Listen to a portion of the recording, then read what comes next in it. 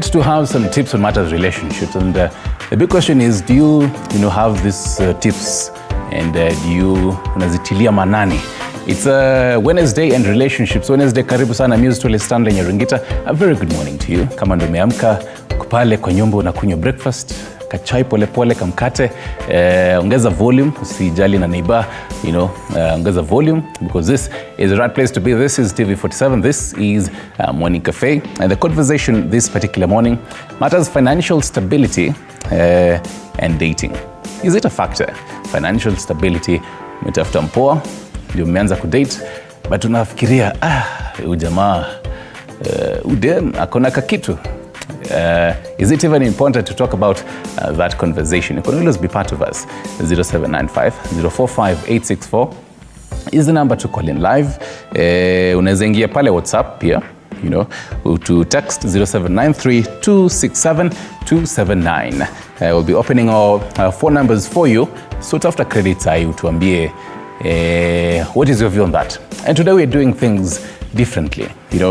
Leo niko na the experts perspective, na pia niko na the comrades voice. Otuambie mambo kwa ground iko aje. And I normally introduce the guests, but today I'll let them introduce themselves. And even as they do that, and as I do every single Wednesday, I pick a proverb from somewhere around the world. And today I'm taking you all the way to Egypt. So the Egyptians say, if you marry a monkey for his wealth, the money goes and the monkey remains as is. Umepata hiyo? Umepata? Acha nirudie mara ya pili, even for the viewer. If you marry a monkey for his wealth, the money goes and the monkey remains as is. So tukianza intro, I'll start with you. We have two passes. So sijui nitakuwa nasema pasi A, pasi B. Tunajua tu tukiendelea. I'll start with you. What is your interpretation of that proverb, even as you give us your introduction? Who are you? Thank you so much. I'm Pastor Rose.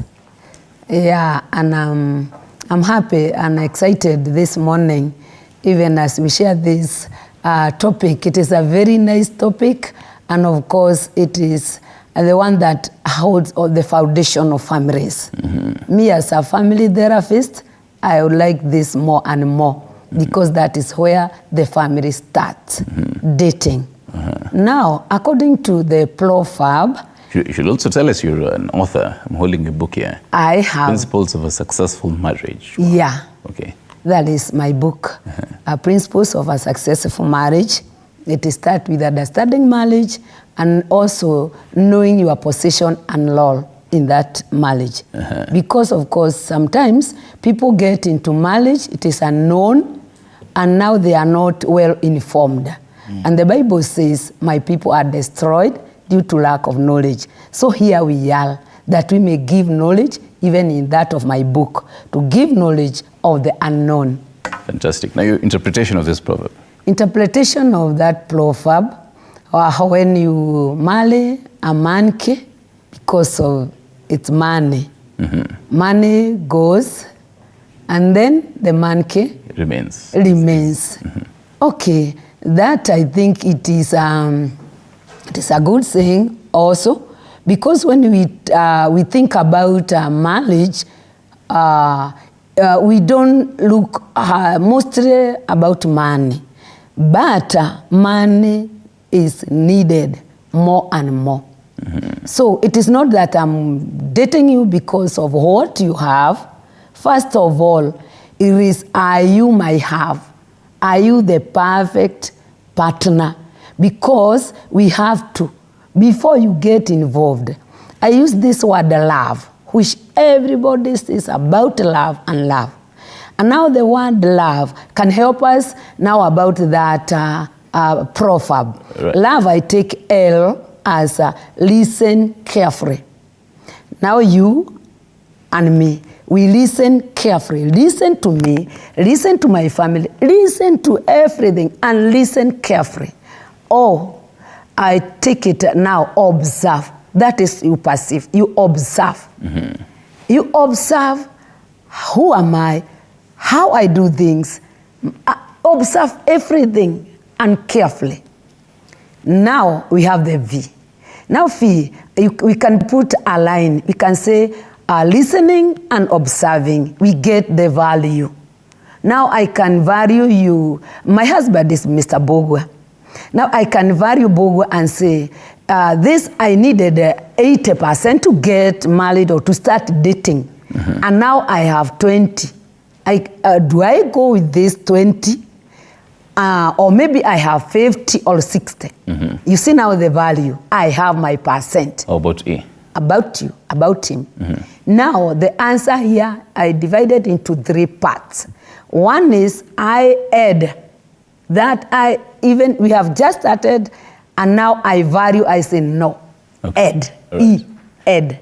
That one I can say, now engage, I have my percent. Now in the middle, and that unfortunate, me as a marriage therapist is how I met a lot of people in that area. They encourage themselves. I say, yes, I'll get married to this person because maybe he has money, he's not my half, I have nothing, the percent is 20, but I encourage myself because of the money. All right. So afterwards... Hold it there so that Penny part introduction here the others, then we'll now come to the whole broader conversation of this. Yeah. So Pastor Njoroge, your intro as well as your interpretation of this proverb. All right, it's wonderful to be here. Thank you for having me. My name is Pastor Rafian Samuel, and I pastor a church called NPN, the Legacy Church. We are along Waiyaki Way at a place called N Market before you get to Kabete Police Station. Okay. And what I think about the proverb, there is something that, we were having a conversation with someone and they said, that today people don't love people, they love versions of people. So thinking about money, you love a version of someone that has money. And then when that version changes because of circumstances, because you can wake up today, you're okay with the money, and then something happens and tomorrow you don't have the money. So when you no longer have the version that you fell in love with, then you feel like you are cheated, the relationship cannot hold because the version of what you fell in love with is no longer there. It's no longer there. So when you fall in love with a monkey because of its money, when the money goes, this monkey remains. Mambo itachemka. Fantastic. Now let me get the perspective of fairly young people as I. Sijui kama wataruhusu kutuambia kama wako na watu pia. Wao ndio wataona as fit as possible kuona kama watatangaza mtu wao ama wamdeny. They'll say deny. Rosie, how are you? Unaweza tumia mic kukaribisha vizuri. Utuambie who is Rosie and the interpretation of this proverb. Oh, okay. So my name is Rose Amulo from Catholic University of Eastern Africa. Oh, amazing. And I'm a law student in Catholic University. My interpretation of this proverb is that, the topic in general, it's subjective. People have different opinions on everything, but speaking for the young people now, the influence from social media, the influence from peer pressure, and everything in between, people have a perspective that I have to have a guy who has money so that everybody can see, I can get things that I want. It is a perspective. But according to my opinion, as a Christian, I'm from a very Christian family. I believe financial status is an issue in dating, but then I also think that you're supposed to be dating because you love this person. As a Christian, I love that. I always love how we throw that. Kumbuka siari ukiulizwa, as a Christian, what will you do if you found 3,000 bob on the floor? Aya, tumesikia from Wakili. Now next up, yes. Intro and your interpretation of this proverb. Okay, thank you for inviting me for this show. I'm Fred Mukwa, SG Emeritus Multimedia University of Kenya. And I'm a physicist graduate and a philanthropist. So my interpretation about this proverb is when you love someone based on material things, when they disappear, you will now have to remain.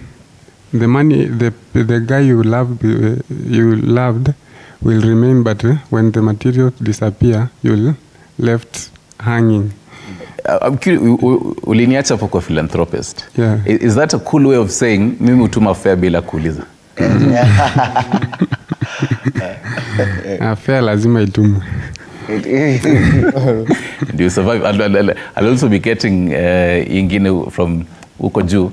Youth leader, how are you, sir? I'm pretty well. Tuende pale Egypt, what the Egyptians say, if you marry a monkey for his wealth, the money goes and the monkey remains as is. Yeah, thank you for having me here today. It's actually a very interesting topic to discuss this morning because it entails the youths, and the youths are the ones who are in relationships. My name is Vitalis Nyongesa, a youth leader, Emeritus Secretary General, Riaro University, also the Executive Director of Kenya Private Student University Association, and also a business management specialist. Hey. In regards to what you have asked, I think we need to consider a lot of factors, not only money, because people have the test. We call it the test. Is this my test? So if you put the money and you hide the person that you want to date, you find that when the money disappears, then you'll be looking at this person and saying, this is the worst person, the ugliest person I've never met. So it's good always to consider other factors and not only considering the aspect of money alone. That's my take in regards to that proverb. Thank you. So we come a business, was that a business? Business management specialist. Business management specialist. Yeah, I've done finance in Riaro University. So for you, lazima pia mpoa ukume manage businesses. Wewe mambo na finance muhimu sana kwa relationship.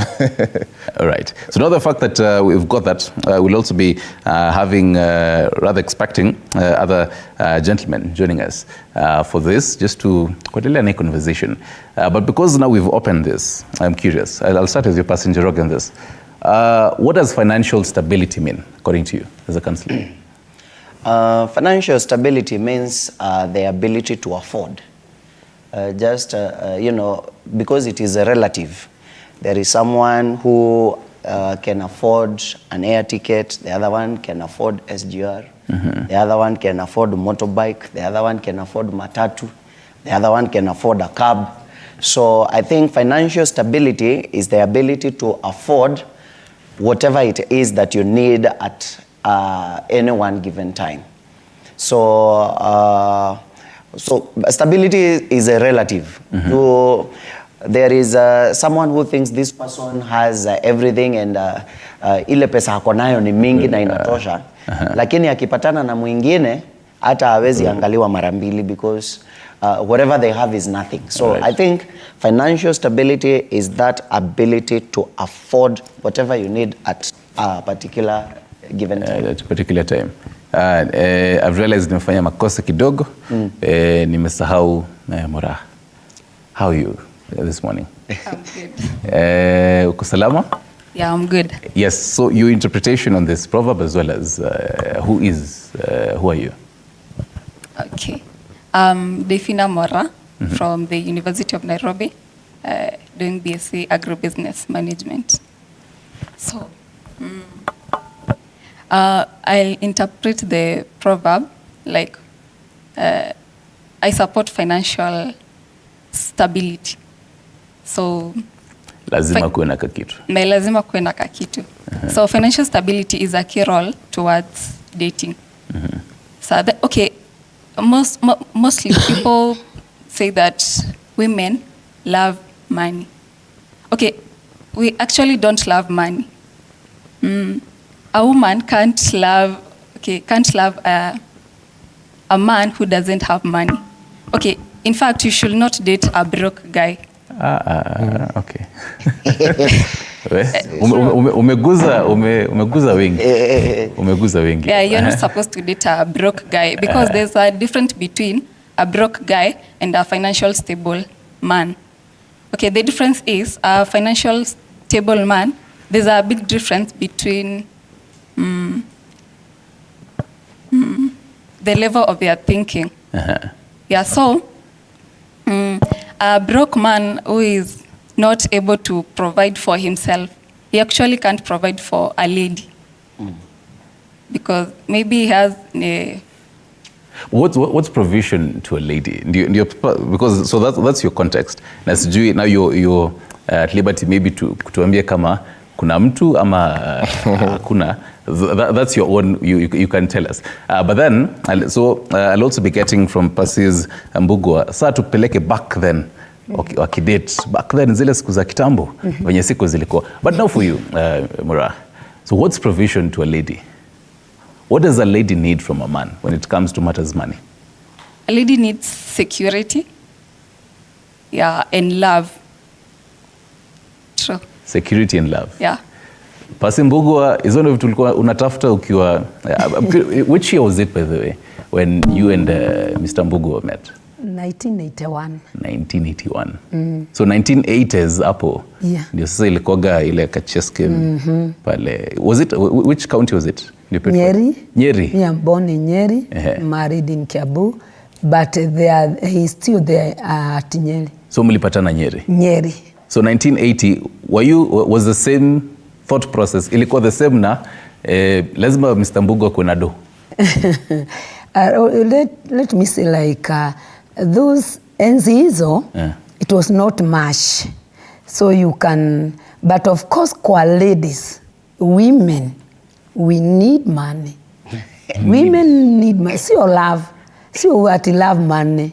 Yeah, we need money. So he was, I can say now, when me for myself, I have written there in my book, when I got married, he was not working. He was working, then he got an accident.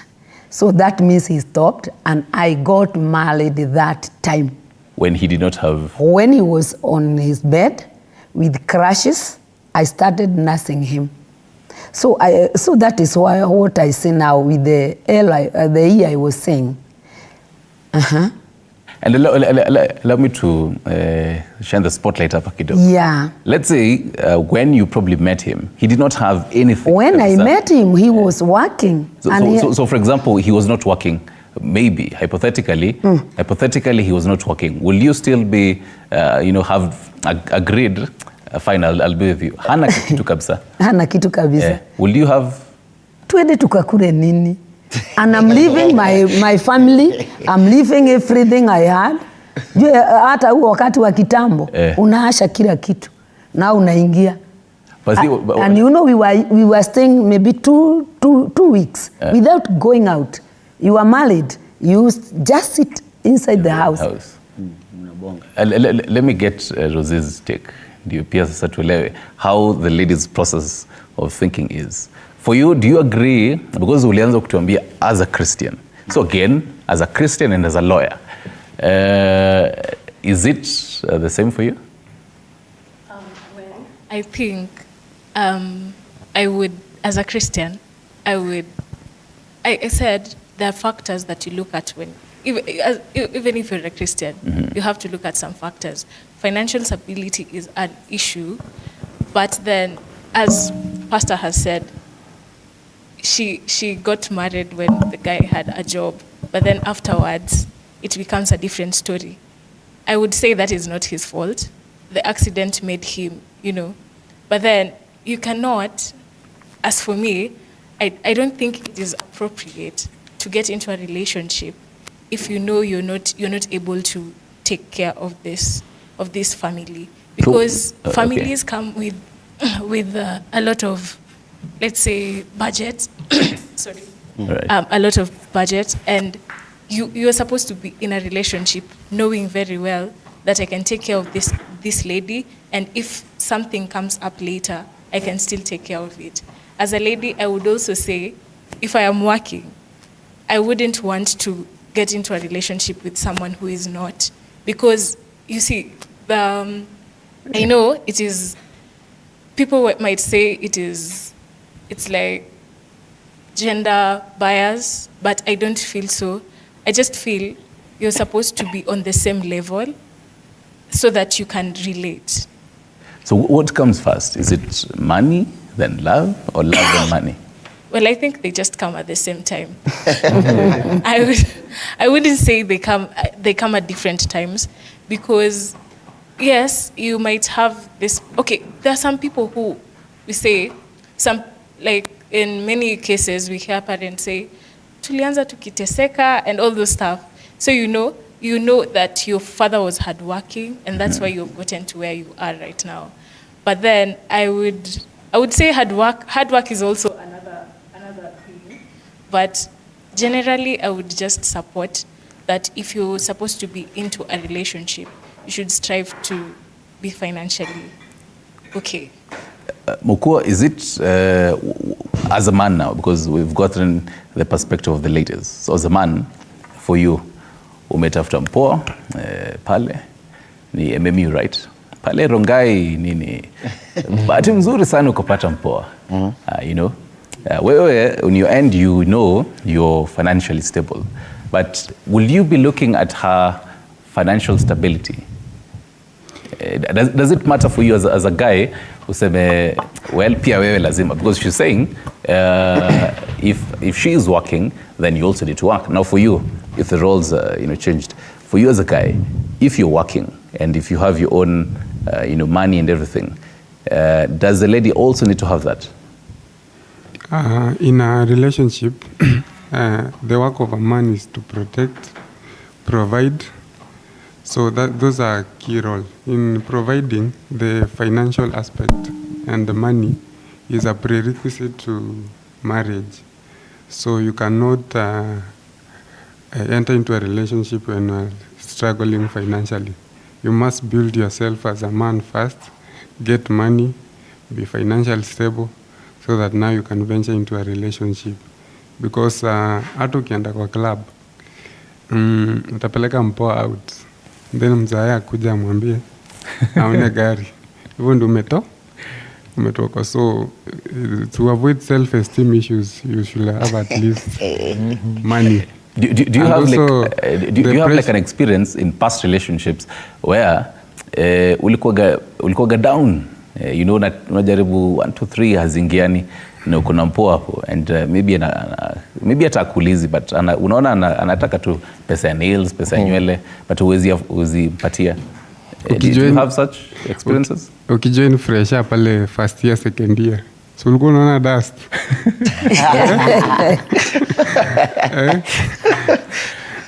A lady will marry someone. Unategemea help ikusaidia. Help ikusaidia na ikuji. So like as a man, you should look for money first. Vitalis, as the business guru hapa sasa, hebu tuambie, can it ever be 50-50 yenyewe unasema, me as a man, me ndio kitu niko nayo, na we as a lady, you need to also come in with this? Before I respond to that, let me dismantle a point raised by the UN comrade here. A broke man also deserves a chance. Oh, yes. The same way a rich man deserves a chance. This is because, in the current setup, in the current economy, let's be frank, I cannot allow to marry a lady or to be in a relationship with a lady who doesn't have something, first of all. Because it has to be more of a, let's say 70-30, not 50-50, because, there's power in providing. And also, when you provide, it makes your manhood to come out clear. So what I'm trying to say is that when you're in a relationship, try to look for a stable relationship, whereby if today I don't have, my wife or my girlfriend can provide for me. Because in the situation of Pastor Rose here, you can imagine the Pastor Mbugu had money by the time they were engaging. But unfortunately, accident happened, and Pastor Mbugua could not work anymore. So supposedly, Pastor Rose here was not working or didn't have any financial capacity to sustain the family for a period of time, which means that relationship could have faded out. So I think for me, I will disagree with my good friend Fred, that money is not the vital thing in the relationship. First of all, create the love, create the bond, then money comes later. Because every man has a plan. So long as this man has a future, it's good. Because what I know, successful men are rare to be found, but beautiful women are everywhere. Thank you. That's my take. Mura naona niko alisema kianza, I want to dismantle my fellow comrade. Will you want to respond to that before ni passes some questions? Yeah, okay, in a relationship, for me, money comes first. Because once a man have money, a man will spend on someone she loves. So I think when a man have money, a lady falls in love faster with her. Then, like a money loves quickly when loves where he spends. So, but let me ask you this. As a lady, this man has never told you, let's say mmepatana, mmekuwa mkiongea for a week or 2 weeks. He's never told you this is maybe where he works. So you can't really know how much he has. You can't really know this is how stable he is financially. He has not told you. So how will you know that this guy is financially stable? looks can tell. What? Not at all. Standards zimesetiwa kunje very, very high. What she said, and also rebuttal on Vitalis. When you have money, you are, even in the society, you are given a different treatment. And that is why the society is designed, and the society expects a man to provide. So a man must suffer. So it is a norm and a culture. A man is expected to have money. If you don't have money, even your own dog will bite you. Thank you. Yeah. I think I cannot. Rather, Pasimbugo, for you, do you feel like, and over all these years, after ile kuongea, young people like us, will it be 50-50 ama? Will you agree? Even how Moko says, at the end of the day, it's a man's role to provide. So it does not matter how financially stable this woman is. Even taking you back to 1980, Mr. Mbugo was not even interested in how much financially stable you might be. Yeye anakuambia wewe kuja tu venye uko. Mimi niko na kila kitu. Yeah, like those days, like me, I came from a very humble background, and he was well up, of course, but he accepted me. That is why the percentage of the value, the reasoning and observing, he saw something in me. I was a hardworking lady, of course, even if I was not like him. So even when I got in them, we were dating, he was earning, he had money. Then almost our getting married, he had that accident. So I had to go in dialect to chip in and help him. But he still had the saving, he had something. So I worked on it. So he had a plan even after? Yeah, yeah. Even when my friend here is saying that a man needs to work, that is good, of course. And it is a plus when we human work hard.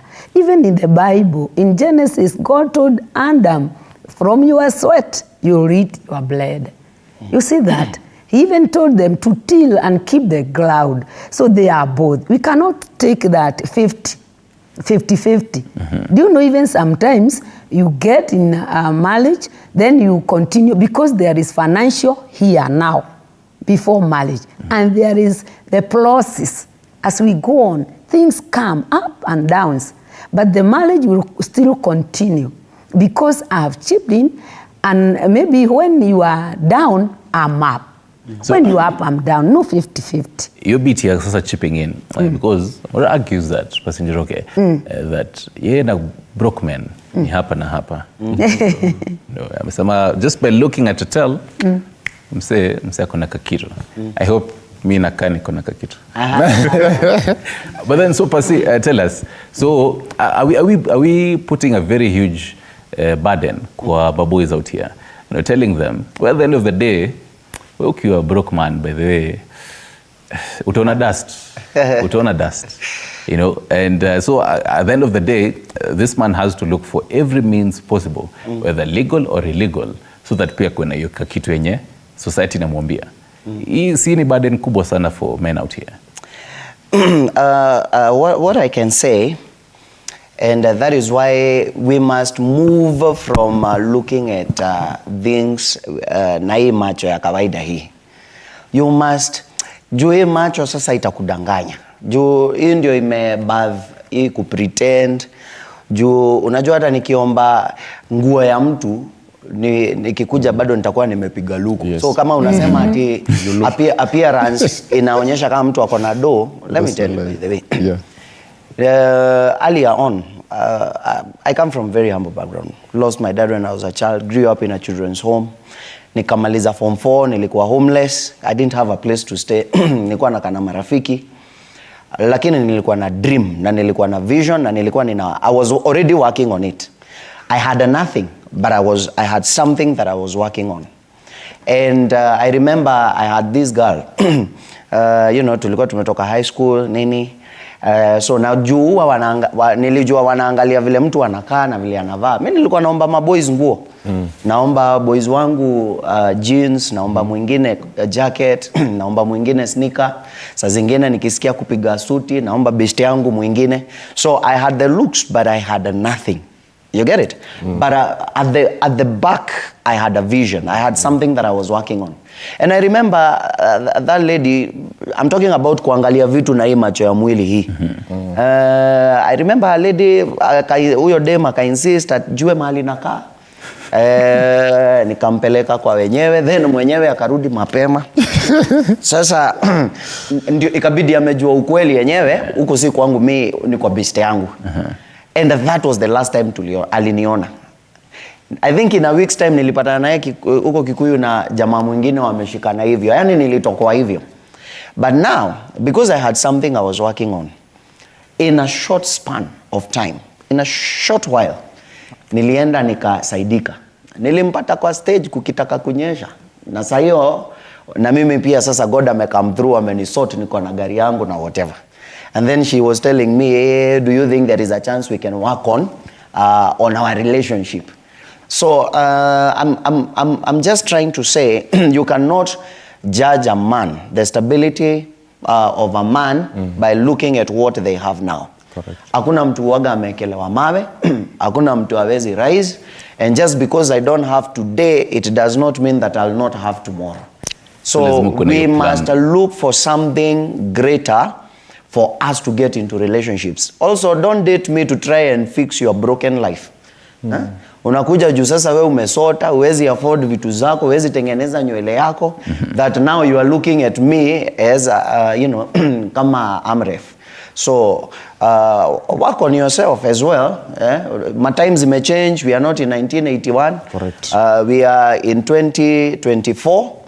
Where it's a totally different dispensation. Women now, you have more opportunities. It's not like the days of Akina Mam here, when men were given walikuwa napewa chance. Nowadays actually women have greater chances than we do. We are fighting twice as hard to have what you guys have easily.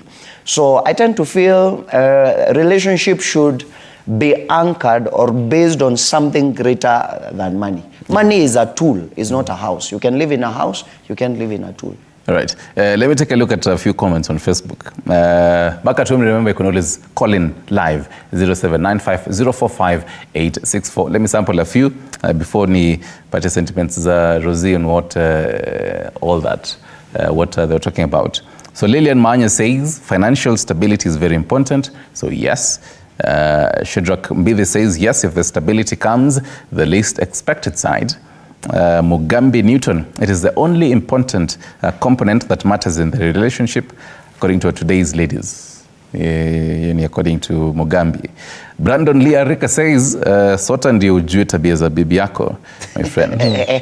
Nasema wacha niende hivi. JBW Njiro says financial stability is the first thing people look at and consider if they're going to date or not. That's why they will ask you to describe what you do. I once had a mother tell her daughter to never date a broke man. Yes, that's according to JB. Felix Odis Koth says, no matter how evil money is, it's still the root of everything, so don't think being broke is holy. And the final one, nitakuwa naangalia zingine baadaye, Smoke Dennis says that is the only thing that makes a relationship work. So a very huge percentage of watu hapa nje, that's what they really think. Rosie, the gentleman we're talking about, as a man, as much as uko broke, lakini kuwa na plan. But sasa, kauko na, and I can see you agreeing. But how do you know this man has a plan? I think it's based on what you as a person hear him say every single time, and sometimes actions. Men can lie. I know. They can. But I feel like, okay, I have revisited in my mind, and I have come up with something based on what our parents tell us. You know, when you were okay, personally, let me speak for myself. When I was young, we were not that okay, you know, because my father wasn't, you know. But then my mom, when I hear whatever she says about my father, he was hardworking and everything. And I feel that is why we are where we are right now, because hard work, you can just feel it, you can see it.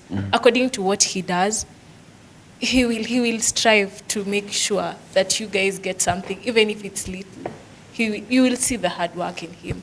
But I really support, okay, I have revisited again and I have realized it's better to love someone first before you look at the financial status. Financial status really matters, don't even get me wrong. You've been convinced that... it really, really matters, because I'm figuring out from my friend at the back, she is really for financial stability. Clear. And I'm like, why? Then I realized the society of today has made us know that is just how it works. Because personally, I really get a lot of peer pressure from the social media. You see couples on social media and you're like, hey, huyu anatoanga pesa wapi? Honestly speaking, because personally, I'm given this amount of money, I'm supposed to spend it like this. And it doesn't remain. Where do you get money to, you know, give your girlfriend this and this? Because, I mean, I think we have the same parents. Sometimes I even wonder, wewe ni mvulana, ulipatiwa the same amount of money as I was given. But you're pressuring yourself to go get this girl, you know. We are all comrades. We are, personally, I might say I'm not even a comrade because I'm living with my parents, but you see how people suffer out here. You're like, watu wanainama shule, and you're like, okay, you are given the same amount of money. If you're dating a comrade in choir, will you be open to umwambie, babe, sina doya nywele, babe, sina doya nails, nitumie? I wouldn't. You wouldn't? I wouldn't, because at that time, we are all in school. We are all given the same amount of money. I would appreciate if he does something out of his own will, but I wouldn't go to him, sina pesa ya nails. I have parents. Yeah. Let me go back, go to the back. Murana niangalia kuzeleza. I know you're about to ask me. And yes, so because I'd ask you the same. Will you be open to, because you're saying categorically, Mimi, na broke man, no. So first of all, now, you know, with this guy, financially stable. First of all, how financially stable does this man need to be? Okay, for me, okay, let me speak for, okay, personally. Yeah.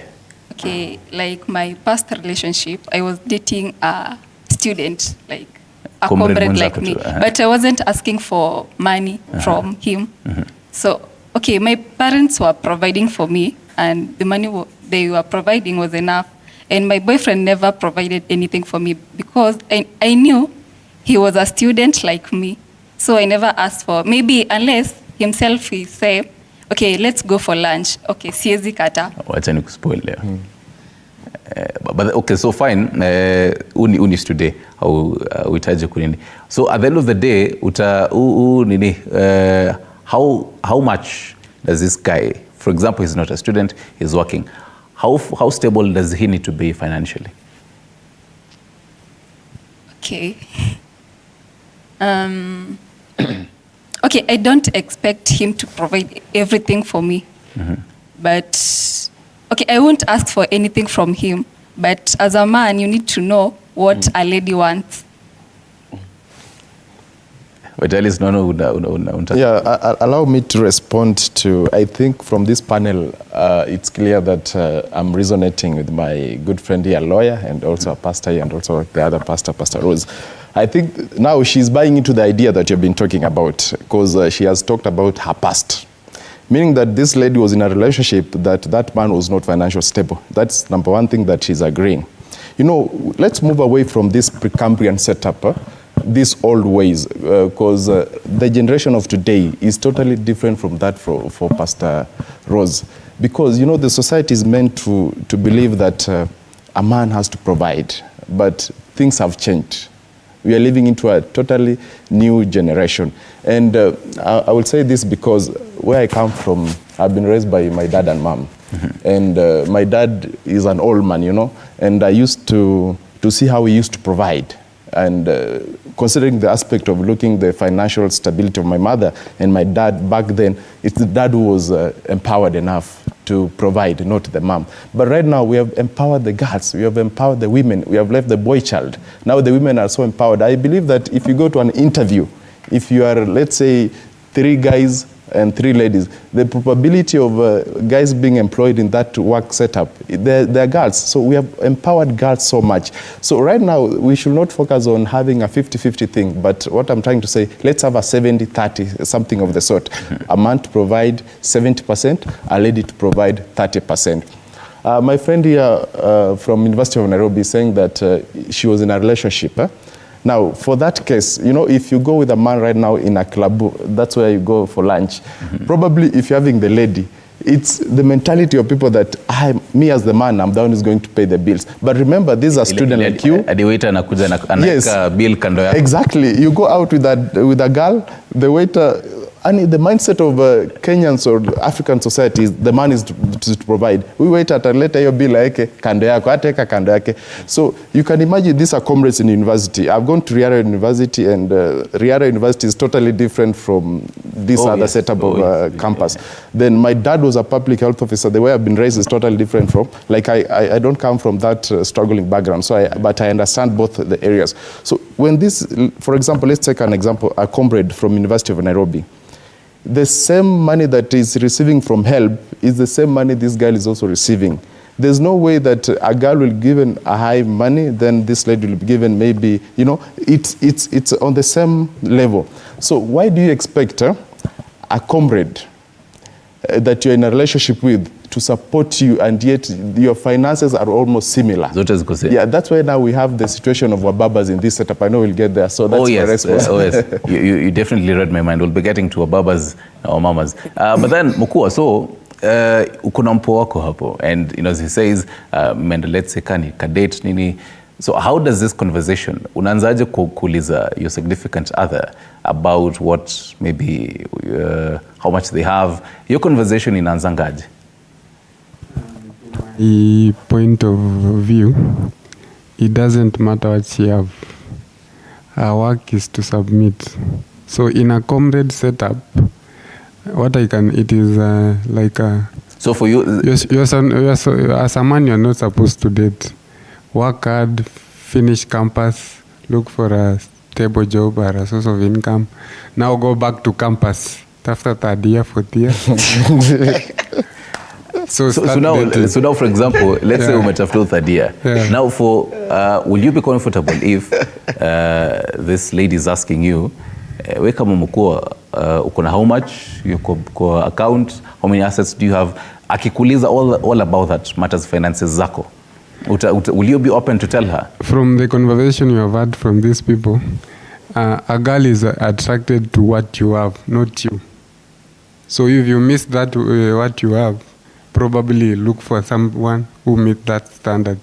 So you should build yourself as a man first, be of a value, have money and resources so that you can keep your, so that when your lady sometimes goes back, you see her friends are being treated well, taken out, you'll expect at least you to do something. And also I advise men to look for what they can afford. Mm-hmm. Don't go to someone who you have never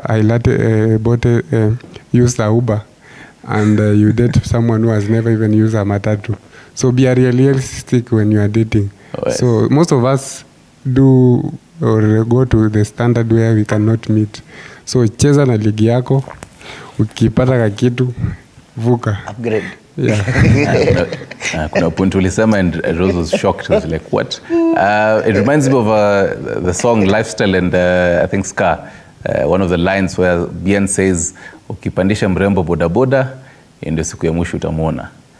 Yes. Remember, you could always be part of this conversation. Now, we are opening the phone lines for you. We'll be having the phone number just below your screens. Tafuta credits and be part of this conversation. Does financial stability play a key role in dating? Does financial stability play a key role in dating? Tupigie simu tuambie maoni yako. Labda uko kwa relationship sahi, unaona huyu jamaa alikuwa nakaa fiti, yes, lakini alikuwa amevaa vizuri, but I've realized hana kakitu. Yes. So how do I even get out of this relationship? Maybe throw in all those questions and feedback that you have. The number will be just below your screens pale chini. In case you're writing it down, sahi 0795-045-864. So because I opened the whole bit of communication between the two of you, I'll start with you, Pastor Mbugo. So how does this communication start between, actually matters just finances. This is a very young couple. Hawajafika maneno ya hata kuongelea marriage and everything. You know, they're actually comrades. Mmoja anatoka, let's say, Kwesi kuko Rongai na huko. Ameenda all the way to JKUAT. Amebebana na vitu kwa bag, mapan, nini, everything. For the guy all the way to JKUAT. So how does this young couple communicate ikikuja kwa story ya finances? Yeah, finances. It is unfortunate that I'm hearing and I'm aware that comrades date. They shouldn't be dating? Because now, according to Mukua, how you are a young man, you are relying on the help and your mother and your parents, and now here you are bringing another burden in your life. That is why, and that is what I was thinking, our young men are becoming frustrated outside there. Because now they are now taking something that is hard for them, like the one who said something that you cannot be able to show. But see, for example, let's say Rose Pale, and she's doing is it 5 years or 6 years law school? 4 years, then 2. So that's about 6 years. In medicine, they'd probably go all the, let's say, 8 years. So you're telling and you're advising this guy, finish all those years, then start thinking about dating. As Pastor has said, on side of ladies are lucky. But now for the guy? Because they can also be in school and someone is waiting for them. But now for men, I wonder, how can you be able to sustain a girl with the same school fees, whatever you are receiving from your parents, it will bring you down. If possible, you can just plan. Don't rush to things. Plan. Now, how will they start? We do premarital counseling, and we ask them, both of them, now you start knowing their background, knowing what they are doing. Do you work? Do you do this? Unawaleta pamoja, wanaweka mambo wasi hapa. Haya hatuwezi kufanya mwanafunzi. Because now, hata unaweza shikwa mwanafunzi na mwanafunzi mwingine. How will they go? So I don't, kwangu, I cannot emphasize hasa kwa student comrades to enter to that deep thing. Now let's pick this call from Michael kutoka Kasarani. Michael, habari asubuhi. Michael, habari asubuhi. Nzuri sana. Watu wa Kasarani mnaendeleaje? Tuko sawa. Wewe sijui kama uko na mpoa ama hauna, lakini unaweza tuambia story ya kwa relationship. Ni muhimu sana. Well, it depends. Because mimi, where I am, I'm in a 2-bedroom, which I moved in because they are mama.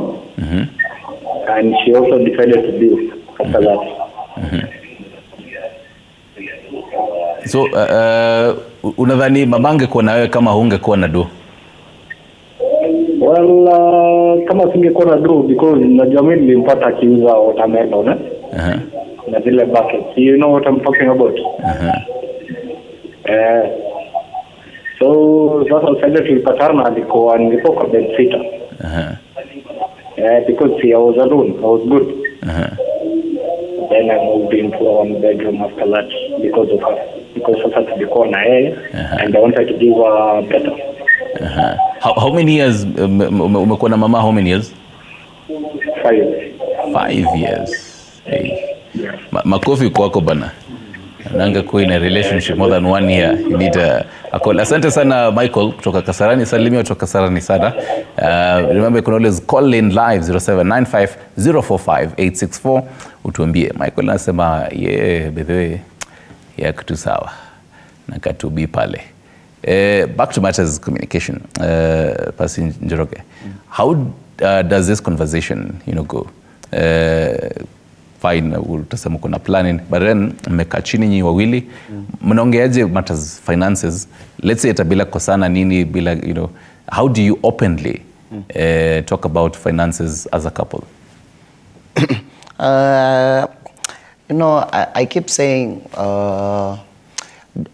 we shouldn't fall in love, we should grow in love. Kulingana na vile relationship inaendelea ikibuild, the way the relationship is growing and the way mnaendelea mkibond na mkiconnect, the conversation inaendanga pia ikigrow. So relationship ikianzia mnaongeanga stories za ni aje, umekula, uko fiti, what's your favorite color, what's your favorite, you get it. But then as you continue to connect over time, the conversation begins to get more intimate and more intimate. And sometimes, by the time the relationship in a grow kiasi hivyo, you don't even need this person to tell you about money and whatever. Utaona tu. You will see how they behave when they have money. You can tell how they behave when they have something. Correct. Sindio? Because some of the people akishapata do ana disappear, simu hiyo haipigi, achukui, whatever. You can already tell vile huyu msee huwa ana behave akiwa na pesa. And so because haujaingia pia kwa hiyo relationship na ujinga, unafikiria na unaangalia na unaobserve na unaipatia time ya growth. Right. So I feel slowly by slowly your conversation itakam, and then it will begin to become more comfortable to talk about anything. Fantastic. Sasa tuende Las Vegas, in Nakuru. Mushua, habari asubuhi? Salama sana. Watu wa Las Vegas mkoaje? Huko ni jua ama ni baridi? Jua joto kali sana. Sawa. Pia Nairobi kuko hivyo. Huko Nakuru mnasema aje maneno ya financial stability? Lazima ukuwe na do, cause kuna wenye hapa kwa studio nasema wewe ukiwa broke man ni ngumu sana. Sasa ile kitu ninasema kwa sasa. Kulingana na generation ya sasa. Ladies wamechukulia ile opportunity na kuona wanaume ndio wanastahili kuprovide kwa kila kitu. Ili hali anyway, unajua wanawake wa saa hii, wasichana wa saa hii, wamechukulia ile advantage ya kuona sisi kama wanaume ndio wanastahili kutoa peana kila kitu. Na kulingana na hali ya saa hii, unaona kwa mfano sisi saa hii wasichana wa siku hizi ni nini? I mean venye hali iko saa hii, kwa mfano ukienda kutafuta kazi, ikiwa watu wasichana wawili ama wanaume wawili, unapata nyingi kuna high chances sana hao kupata kazi sana wanaume kupata kazi.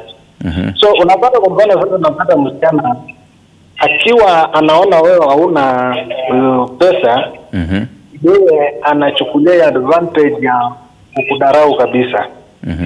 So unapata sasa mfano nina date msichana, mfano nina date msichana mmoja, lakini sasa huyo the same msichana ambaye anamdate akishajua mapato yangu penye iko chini, unapata anachukua advantage ya kupata date nyingine. So unapata msichana kwa mfano mmoja anaweza date zaidi ya wanaume 10 kwa sababu ya kupata ile chochote kutoka kwao. Lakini hali ya saa hii wenye mimi naona wasichana ya saa hii hawana love, hawana hiyo kitu ya kusema yana kuwekea hiyo kitu inaitwa love. So they are just after money. They just they don't mind about love, they just after money. Wakishajua wewe uko broker, kunyonya kumalize, then anakuacha hivyo na unajikuta. So unapata sisi wanaume sasa tunastrain sana kwa sababu ya kupata pesa ili uweze kuachieve ile kitu ambayo unajua unapigania. Lakini ukikosa kupata wewe ujue tu umeshakufa. Utaona mwisho kabla niache uende, sijui uko kwa ndoa ama uko kwa relationship wewe? Mimi niko kwa ndoa. So before na upate bibi, were you keen on kujua kama financial stability ya bibi? Ulikuwa unaiangalia sana ama wewe ulisema as long as niko sawa wewe kuja tu? Sasa mimi ile kitu ya kwanza niliona. Unajua siwezi kutaka kuangalia finance wenye wako kwao. Ama wako wanajiweza ama jiwezi. Ile kitu ambayo mimi niliangalia kwanza kwa msichana ni tabia. Akiwa unajua ukiona yule msichana ambaye ameelewa katika ile njia sahihi, tabia yake ikiwa inaambatana na venye wewe unataka, hiyo finance itakuja tu kwa katika.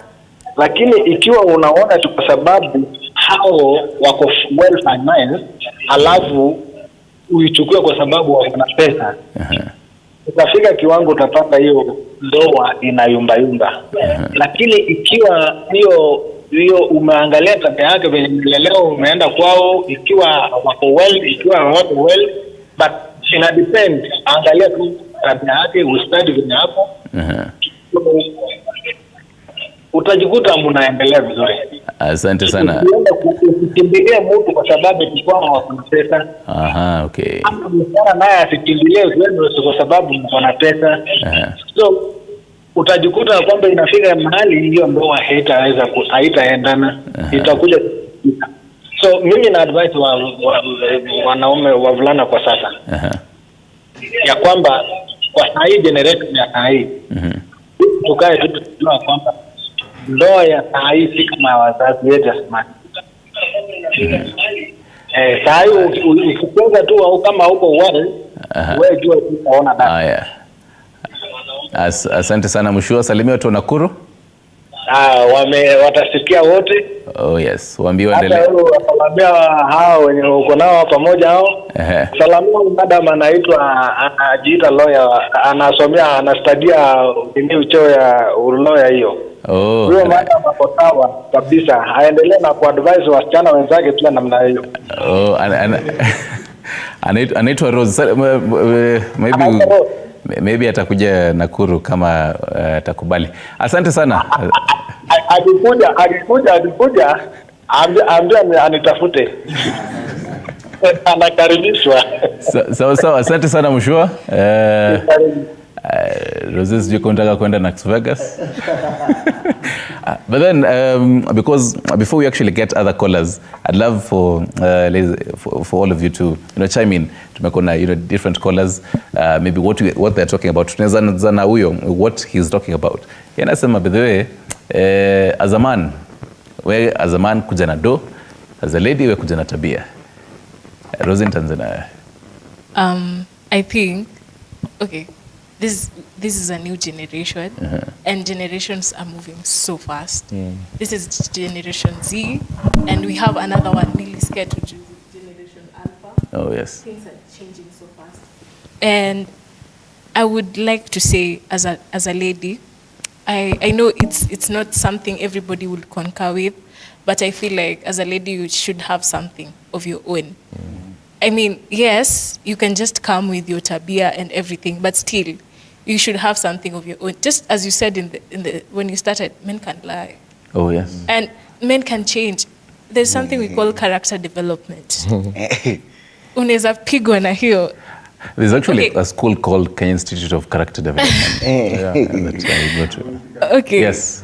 So when we're talking about a lady having, okay, I'm now talking from a feminist point of view. You should just have your own, because things can change at any time. Okay, there is love, there is God, there is money, but you have to have your own thing, because sometimes... So are you having it? Okay, naambia kwanza tuende Narok. Daniel, habari asubuhi? Daniel, habari asubuhi. Mzuri sana. Watu wa Narok ni jua ama ni baridi huko? Ndio, bado kuna kabaridi kidogo hapa saa hizi. Bado jua haijajitokeza. Fadhali nyinyi, si Nairobi ni jua inatutandika. Uko na maoni gani kuhusu hii conversation yetu ya leo? Financial stability kwa relationship unaona ni muhimu? Naona wale watangulizi wangu ambao wamejaribu kuchangia, kuna point ambao wana miss kabisa. Swala la pesa hakuna mahali linakujia ndani ya wanadamu. Hakuna kabisa.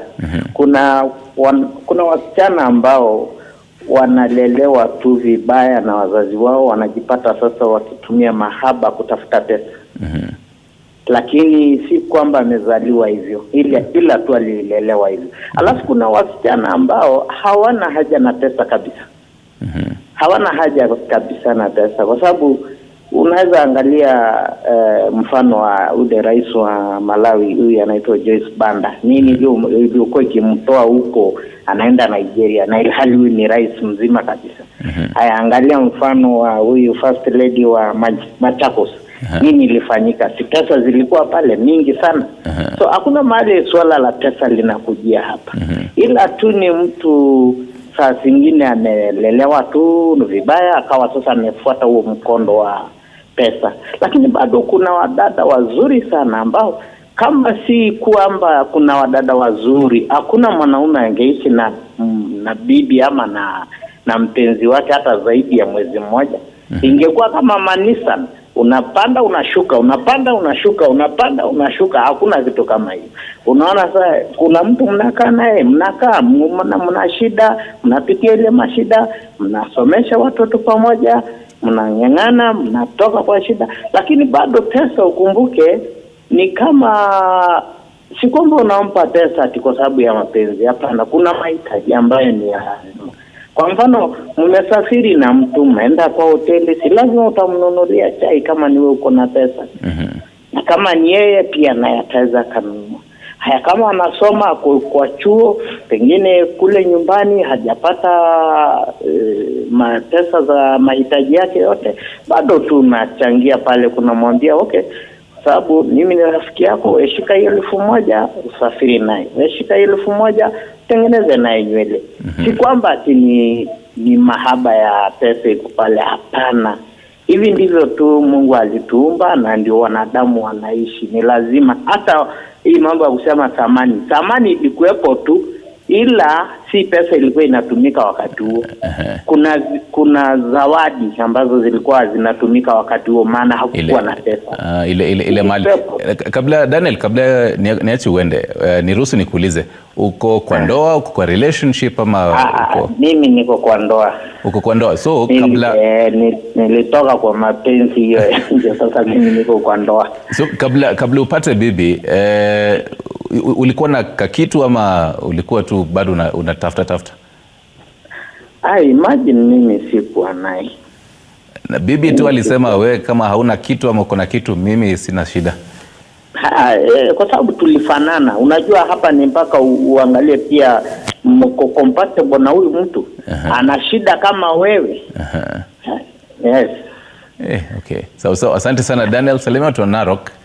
Asante. Yes. We'll definitely be chiming on what they're talking about. Rosie tulikuwa kwako.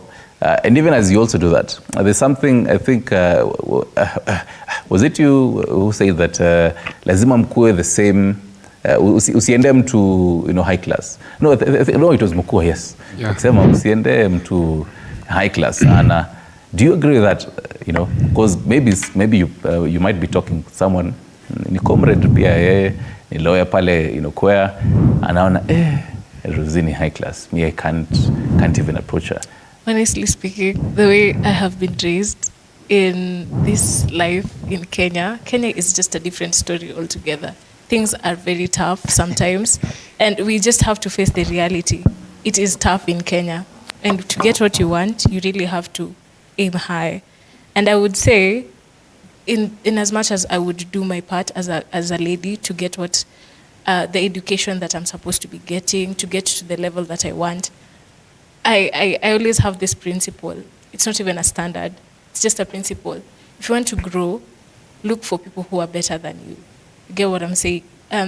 Look for people who are better than you.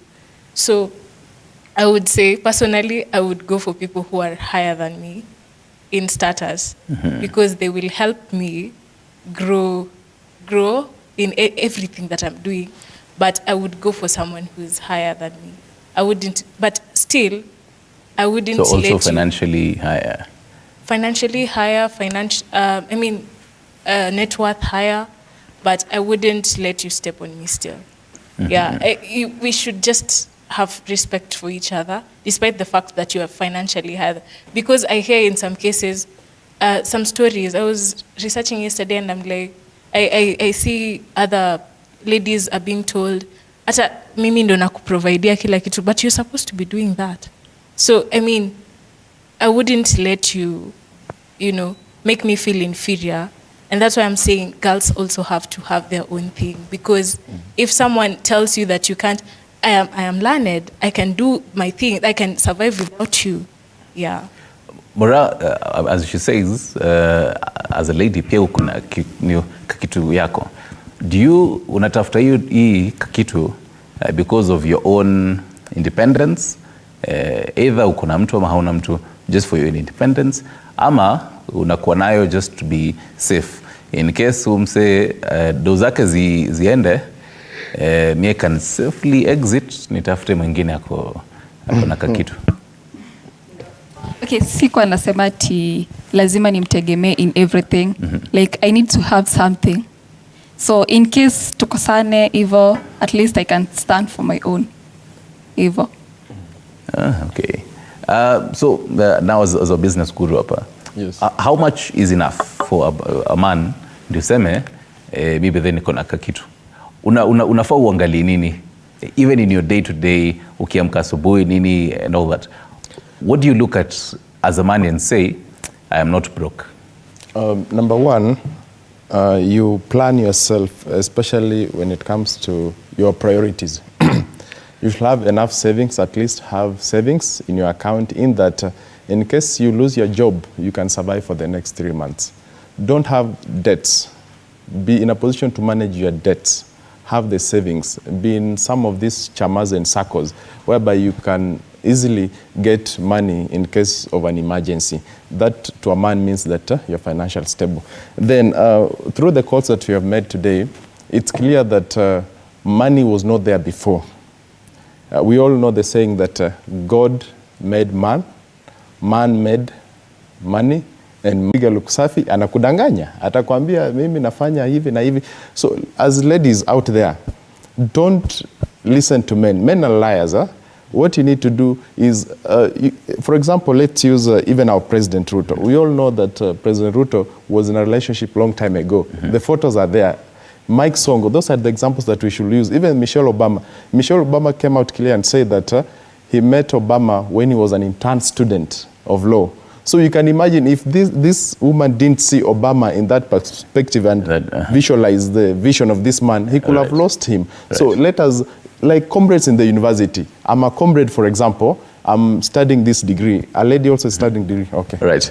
Elias Kiptum kutoka LD. Habari asubuhi. Salama sana. Watu Eldoret mko salama? Eldoret tuko salama, jua nyingi tu. Oh yes. Uko na swali, uko na maoni ya kutupatia leo? Niko na maoni. Yes, Kiptum, endelea. Ndio nilikuwa nasema. Kiptum ni kama amehepa. I think ni credit imeisha. Unaweza tupigia tena Kiptum and even others. We've had a couple of gentlemen. Ladies, mko wapi? Ladies, call in live. I really want to hear from the whole perspective of ladies. Ladies out there, will you date a broke man? Will you really do that? Mtu anakuambia mimi sina kitu kabisa. Will you do that? Tupigie simu 0795 045 864. Let me get into now the passes and tuelewe hii conversation. Pasi, even for, because we talk about maneno ya sura na, okay, naambiwa kwanza tuchukue simu. Tony Ochieng kutoka Siaya. Habari ya asubuhi? Nzuri sana. Watu wa Siaya mnaendeleaje? Tuko salama. Yes, uko na maoni, uko na maswali? Niko maoni tu. Endelea. Kama tena credit imepotea. Okay, even before I chime in, you've heard what the callers are saying. Yeah. What's your assessment on, because this is a reflection here, how the society thinks. Yes. What's your interpretation of that? Yeah, the society thinks that a man must be stable and must have money. I also agree with my sister here. It is good that even the ladies have their own. And that is why I was saying, when you are in school and you have nothing, you are getting nothing, weda slow kidogo, so that you can have something. And also as ladies, we need to have something so that we can also support. Me, I take life like a seesaw. Sometimes you are down, I'm down. I can also refer to the Bible. I give you that scripture. When this man went to seek a wife for Isaac, now on that well, we can see Rebecca, a hard-working girl. We can see her character. We can see her doing something, feeding, watering, and then helping the man. And also we can see the first step of the man. That is why men must be stable. Right. Now finally found a lady. Kathy Mutisia kutoka Meru, habari ya asubuhi? Hai, amuela, habari yenu ya asubuhi? Sisi unasema wako salama? Meru ni joto ama ni kabaridi kanaendelea huko? Huku ni kabaridi tu kanatuchapa kiasi na jua. Nilikuwa na maoni. I really wanted to put a word on the financial stability issue on relationships, yes? Oh yes, I was actually waiting for a lady to call in live watuambie maoni yao. Yes. Number one, money is good. And we can all agree that everything tastes better when money is involved, including relationships, yes? But the ladies that are saying that money is the wheel that steers this ship, your relationship, what if the roles were reversed today? Will you be able to provide for that man that you want so much to provide for you from A to Z? Oh yes. Unaona? Will they? So number one, ukitafuta pesa yako, you would also feel that itakuwa very much better if you have something of your own. If you have something of your own. Unajua, these young ladies nowadays, I'm sorry to say, and with all due respect, they've made this relationship thing a career. Inakuwa ni kama ni mwanaume lazima akufanyie from A to Z. And there was a caller from Narok saying, as a man, you come with the money, and the lady, you come with the tabia. Would you agree with that? No, I will come with the money and also come with the tabia. Kwa sababu financial freedom, na kila mtu anapenda pesa, lakini financial freedom from a woman's end is also very good. 100%. Kwa sababu utaweza kujiprovidea, you'll also have a say in your relationship. Wewe sasa huyo mtu akikuprovidea kila kitu, madharau inaweza ingia. In some cases though, not in all cases. Kuna mahali mapenzi ita flourish, money will flourish also. Lakini also if you have something of your own, then the better. So I would advise these young girls, the ladies in studio, wanaweza pia spread the word, have something of your own. Hata when you're married, have also something of your own, because huyu mwanaume ataona there's a relationship where a man cannot even tell you to walk away out of the relationship. If you're married, hata fikiria kukufukuza, because number one, akikufukuza, the TV is gone, the curtains are gone, the chairs are gone, because it is you who bought them. So financial freedom, yes, please. Allow me to ask you this before Uhepe. Now, for this, how will you know? Because it's a question I'd asked one of them earlier. As a lady, you started, just dating this man, and he has not disclosed how much he has, how financially stable he is. But how will you know that huyu bedhe kona kakitu?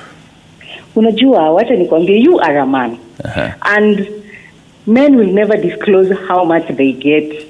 They sleep. They sleep. So it is you to know. It is you also to put an effort na ujue huyu mtu from what he gives me from his end. Then what percentage is he giving me? And are you going to be satisfied with that ama utaanza kelele? Unaona, pia sisi tunafaa kutosheka with what you're giving, because this person huyu si brother yako, huyu si mtu wenyu. You're just brought together by something called love. Na wengine ni kama credit ya Mtise imekatika. Asante sana Catherine Mtise for calling us from Meru. Salimia to Meru. And ladies, we've got one lady so far. I'd also like to hear from other ladies. What's your take on this? Do you think financial stability is a key role when it comes to dating? As a lady, would you date a broke man? Umse hana kakitu and no, can't do. So even as we tukiongelea what the other callers have talked about. So Mukua, upate mumamas, or rather not mumamas but mpo, and maybe she has a child, ye hana kakitu kapsa. And so for you, because ali kumetuambia, at least where as a man, you're bringing the money and everything. But now he's a situation where responsibilities zenye ulikufai kuweka zimeongezeka. So he's a lady with a child, maybe she doesn't have any income. Would you advise your fellow man and your fellow comrade aingie kwa hiyo situation? Regardless of whether she has the money or she's not having the money, it is my responsibility to provide, work hard, adjust, and make sure she gets what she wanted from the man she wanted. So it doesn't matter to me whether she's broke or rich.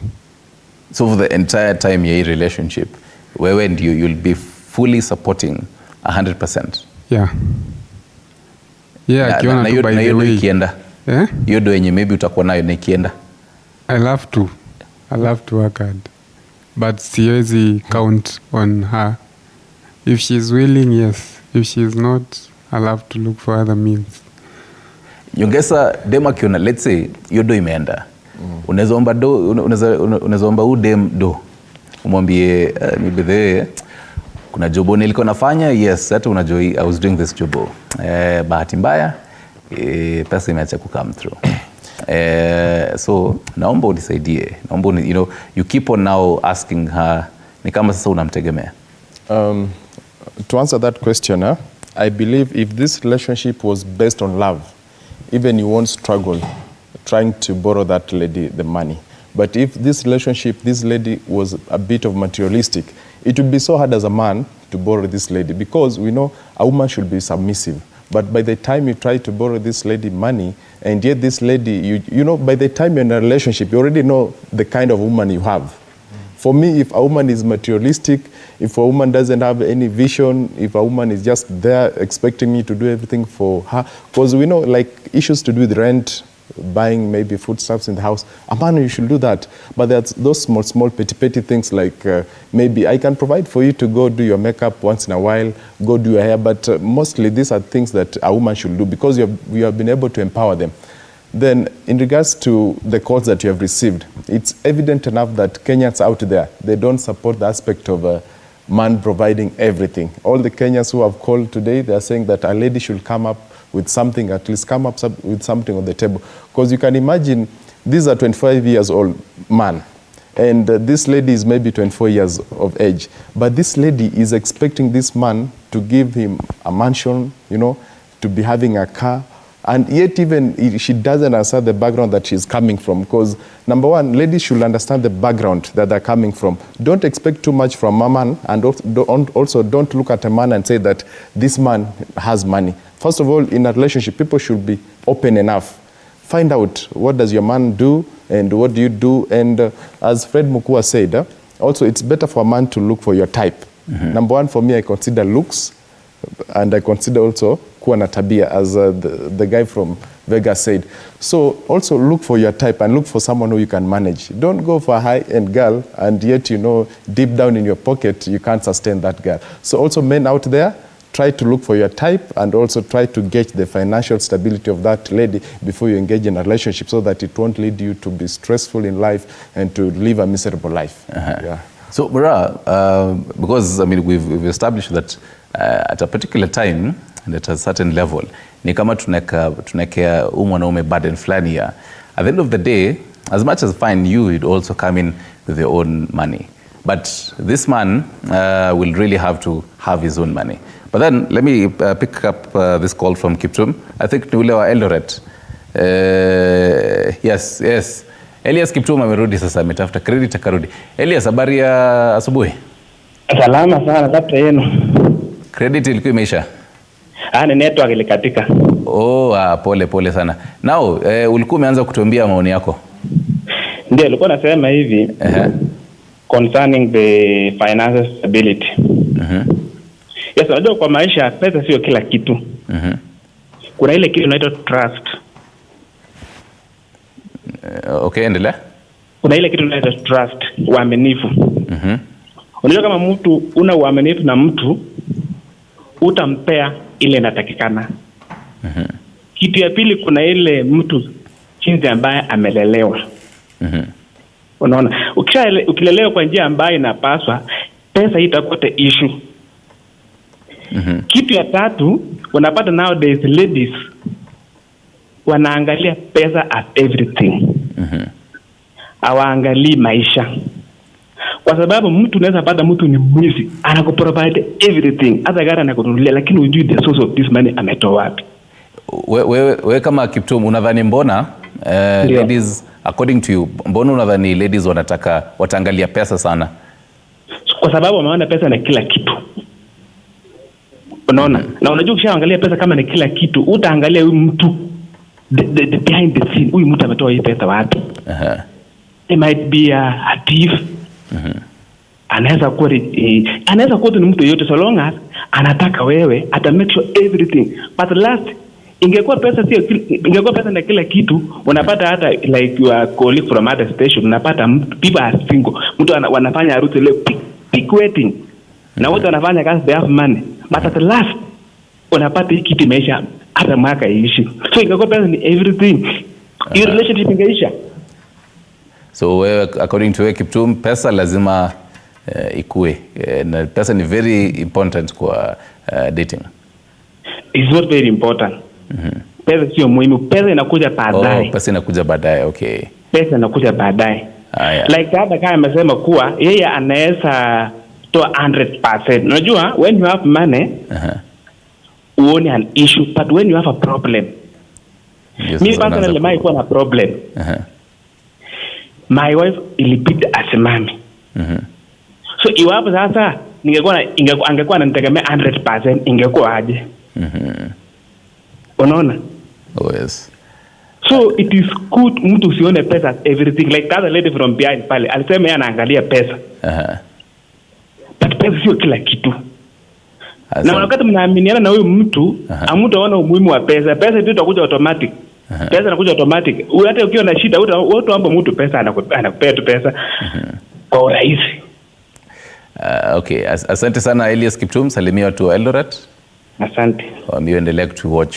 So now before Elias had called, so I was getting into the whole, sponsors kind of conversation. And so I was to ask you, Morad, also ask you, Pasi Rose, on this. So the kind of burden that we've evidently, put on this man, and uni mtu ako ni comrade, ako UN pale, and the mpona mwambia, akona ile pressure ya, I need to take, my girlfriend somewhere very posh for lunch and everything, but hana do as much. Let's say tuende tu Brayo. So Brayo itabidi atafute, an older lady who can finance him, so that pia now the girlfriend akuwe tu sawa. Mura, what do you think? Okay, I think while you are in campus, you are not supposed to date. Just don't date while you are in campus, unless finish campus and then start dating, because that's when you have an IQ for dating. But now, for example, let's say hata hayuko campus, ni mtu ako hapa nje anajaribu kuhustle, alimaliza kampo but bado hajapata bado hajapata jobo, ama ni zile za contract for this month, next 2 months hana kitu.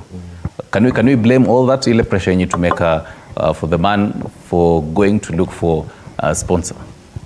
No, okay, I can't blame him, because I'll just help him. if we are dating, because if it's someone I'm dating, I actually love him, so I can provide where he can't. So I'll just help out. So for me, relationship in campus, it's a no. You can't date in campus. You at least I can date a hustling man, but not a broke one who don't know what to do. You're just there. Yeah. Na ndio maana I wish ningepata information nikiwa first year. Jua kitu niliona dust. Ilikuwa wengi. We? That is Anyway. why we are here. Oh yes, I healed. Thank God. Percy, and still the same question. I mean, do you feel like the reason why most young men would be going for an elder woman who can sponsor him and finance him is because, you know, of the financial stability? Think about that as I pick up this call and as we head to Kitale. Derek, habari asubuhi? Mzuri sana. Yeah, mimi niko curious. Hapa Nairobi jua imewaka yake yote. Huko Kitale kukoaje? Si mbaya, ndio tunaamushwa na jua mzuri. Nyinyi mko afadhali. So wewe sijui uko kwa relationship, uko kwa ndoa ama uko hohehahe kama sisi? Kwa relationship lakini lakini kuna mtu. Kuna mtu yeah. So ukiwa na mtu was money for you ile kiro ulikuwa unajiambia before ni tuomwe tuko na mtu lazima nikuwe stable financially?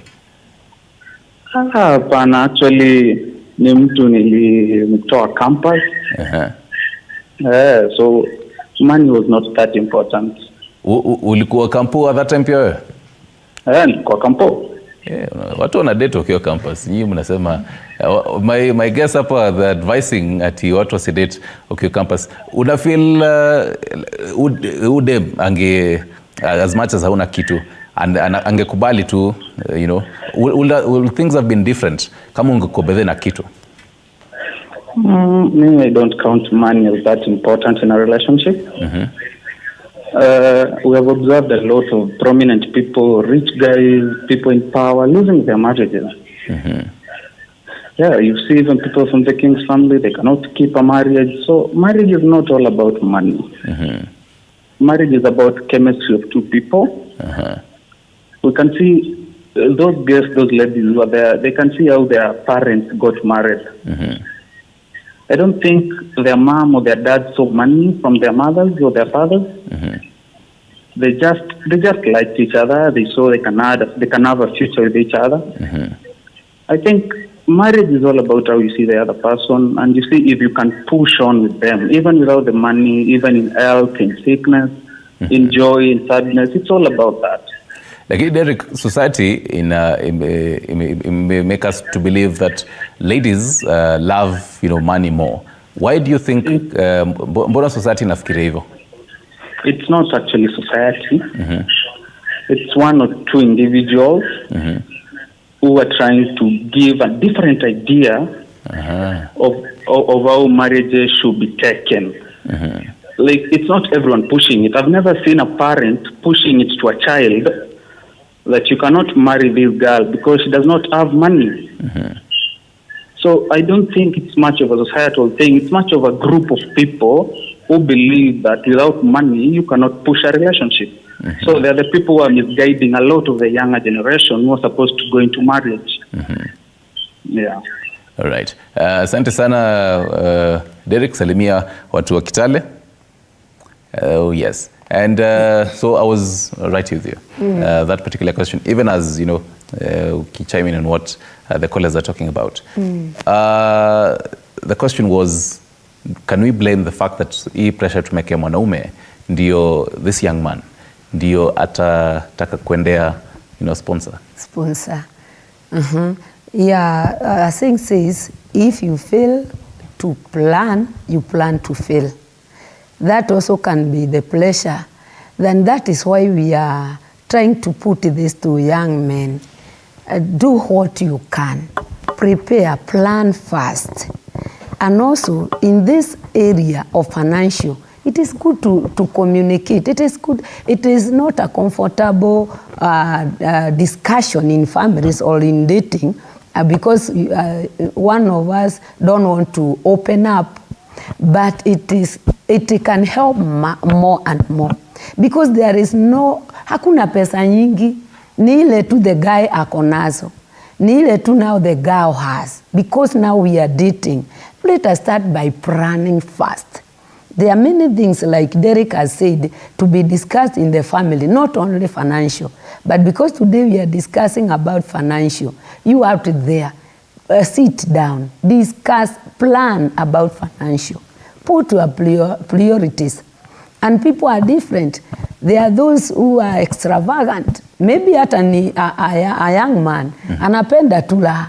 There are those, maybe naye ni a girl, ana plan, anapenda goals, anapenda mpango hivi. She's not a user. So watu ni tofauti. All what we need is to know, this is my friend, I'm dating, and now let me know her personality. Let her know my personality. So we can now know, I'm on this side, nataka furaha nyingi, nataka kutumia sana, na wewe unataka hii. So we come together, plan, make things open, have goals. Because mkianza kukosa goals, mkiwa hapa dating, mtaenda wapi? You just be there. Mtatumia ile kitu mko nayo. But I have seen, I'm a witness of couples who started that low, and the lady had a lot. And now the man anaingiria, anamsupport with honor, because men need honor. When the ego of man is overwhelmed, anatoa defense. But see, because the young people here, na tuonge practically sana, because I've heard of this kind of stories for a number of times. Ndo nakwambia, mimi and my wife tulianza zero, tuliingia kwa bedsitter, ama hata bedsitter ni kubwa, tuliingia single room mahali huko tu, Island somewhere, tukaanza maisha hivyo. The only thing we had ni kamatres inch ngapi, ka 3 inch, mabi sufuria moja yenye unapika mboga haraka haraka, unaweka, unapika ugali unaweka. Nini ingine muhimu kwa nyumba? Kama ni yes, stove, basics of what is needed as a single room. And they tell you, years later, this is where we are. Is it practical with this generation, Gen Z and even the coming up generation, to actually live like that? It can, because it determines on me, I myself. Do I value my future? Am I here to stay? Do I have a goal? What do I want to achieve? If I am now focused on that, I cannot sitaashiria ndoa yangu iaguke. I will just nakava mtu wangu, na mkava kabisa, tunaenda pamoja, and that at last I will reap and be happy. I am a witness. I have seen many families. They started that way. Unafaa kuna discipline ingine ya juu. Pasi Njoroge, so to blame matters ile push ya kutafuta soft life, because let's say kina Rosie and friends wako pale, and maybe yako pale anaona my friends wamepeleka mahali, some very nice place, some very nice platter, yanashanga why am I not? Mtu wangu step up, the whole nini of soft life, because we live in a digital era kind of life. Enye utascroll tu unaona status za watu, unaona kumbe nani alipelekwa Diani, niko tu hapa, for vacation, hata ni Valentine's tu, hata dini haijafika. The whole rush for soft life, that ndio sasa ime make the conversation ya money with the first priority before you start talking about love.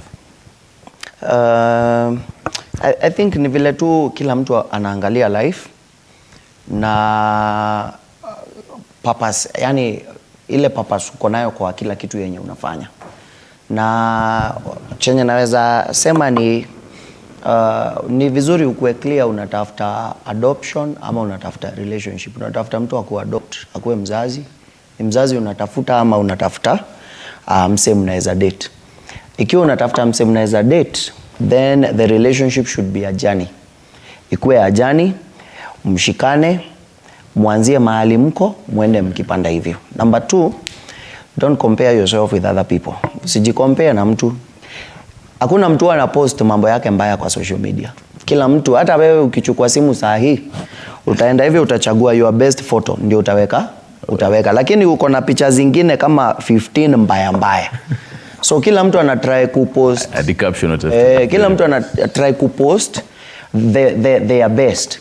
So what I can advise young people, ukipatana na msee, there are more things that make up a healthy relationship. It's not just a relationship is not a one-legged kind of a thing. Right. Money is one, so we are not dismissing it. Ni moja, hii kitu nimekalia iko na miguu 4. Pesa tuseme ni moja, lakini kuna hizi zingine 3. So usidismiss mtu ako na hizi 3 juu hana moja. Unaona? So isikue ati you just make it all about one thing. Don't compare yourself with other people. Live your life on your lane, at your pace. Yeah? Na pia ukwe gracious kwa huyu mse mwingine. Just because ako down leo, si kumaanisha atakuwa down milele. Just because hana leo, haimaanishi hata kuwa forever. Then ukipata na mse ako na dream, ako na vision, chenye amebakisha ni pesa, simama na yeye, support. Simama na yeye, support. Alafu ile siku do itakam, huyo mse pia yeye atasimama na wewe. Allow me to take that as your last words. Yes. Because of time. Sasa nianze na kuchukua last words zenu. I'll start with you, Mukua. Yes. Advice kama final thoughts. My advice to comrades is they've built their life fast, and when you are starting to date, there are different levels. People are in different classes. If you are a sufferer, go to your class. Look for a fellow sufferer. Grow together. You see, don't overjump. For ladies, nilidhani wanaume wanatakanga ile challenge ya mwenye siwezi pata ndio naendea. Hapo utadharauliwa. Utaona that. So go to your class. Look for, if you are a lady, look for someone who is higher than you, someone who can show. And also look for someone who you matches the IQ. Usishinde umejieleza sana kwa conversation. If he is a man, you look for someone in the same class but lower, so that you can guide her. Atakusikiza, atakuwa submissive. So that is my fine. And then also in campus for a man, finish school first. Usijipe hizi pressure ya kudate, una compete na sports. Kutuma fare, unauliza kutuma fare, unaona, relax. Piga buku, maliza shule, anza kuhustle. So rudi campus, tafuta third year, second year. For a ladies, first year mostly and second year anakuanga confused. Baada anajaribu kutrace haka hivi iko wapi. Hajaelewa na masomo, maisha inamchapa. So ukifika third year, once you are stable and you know what you want, now look for someone who is already studying life outside there, anaweza kuguide. Asante Mkua. Rosie, your final thoughts. My last words are, this topic is subjective, and still I would say I have seen some couples like come from college and they are really doing well in social media, but still I would say, for me, I would advise people, it's your decision to make if you want to date in campus or not, but just try to understand everyone's point of view, because these are just children like you from their parents, and they're also being helped by their parents. Another thing, I would say that financial stability is it is major in a relationship, because I wouldn't want to suffer. I would just, it's a major issue, but it's subjective. Everybody has his or her own perspective, but you wouldn't have pressure to, Number one, money should not be a prerequisite for love. And Gen Z, don't make relationship to be transactional. And also to the young boys, comrades out there, the boys, don't invest to a woman that you don't have a future with. Because one day this woman will tell you that I didn't tell you to provide for me. To our parents there at home, try to nurture and mold our girls to have moral values. Because our girls, we are losing our sisters because of femicide issues, just because they're materialistic and they want to gain something that they don't know. Life is a process. and make sure that you go step by step. That's my end quotes. Young ladies is that first, you know your worth, then second, have standards. Then don't start a life with a man who is broke, like you're starting a life with him, then all of a sudden he'll just end up discarding you in the process. So know who you are dating. Yeah. Finally, Pasi. Yeah, for me, I can like to advise the young one outside there, don't start dating when you are not prepared and when you are not sure of what you are doing. It is like starting a car when the gauge is reading empty. Be prepared first. Rightfully put. Asanteni sana, Pastor Rose Mbugo as well as Pastor Rafian and Njoroge, both of them pastors and counselors. Asanteni sana. Rose Amolo, student from the Cooperative University of Catholic University. Oh yes, I always confuse those two. From Kwea, simply put. Salimia to Kwea ukirudi. Oh yes. And Fred Mokwa, SG Emeritus. I'm always curious what emeritus means. From Multimedia University. The former SG. Okay. And also a former Vitalis Nyongesa. SG Riara. Oh yes. And finally, is it Dimfina? How do you spell that? Difina. Difina. Difina. Or Difina. Hey, the kind of names you guys have, but Vitalis, Rafian. Thank you very much, Difina Mura, as well as a student, all the way from University of Nairobi. Which course are you doing, by the way? Oh, agribusiness. So. Asante sana for having this conversation. This is where we wrap it up. Asante sana for back at home. You called, ulikutaka kupiga lakini muda pia imeisha. Don't worry, this conversation continues on our socials at TV47KE on Facebook. Unaweza rudi pale, uandike comment yako. I'm yours truly, Stanley Nyoringito, on behalf of the entire team right here. Kwa cameras, production, directing, sound, all the way, the whole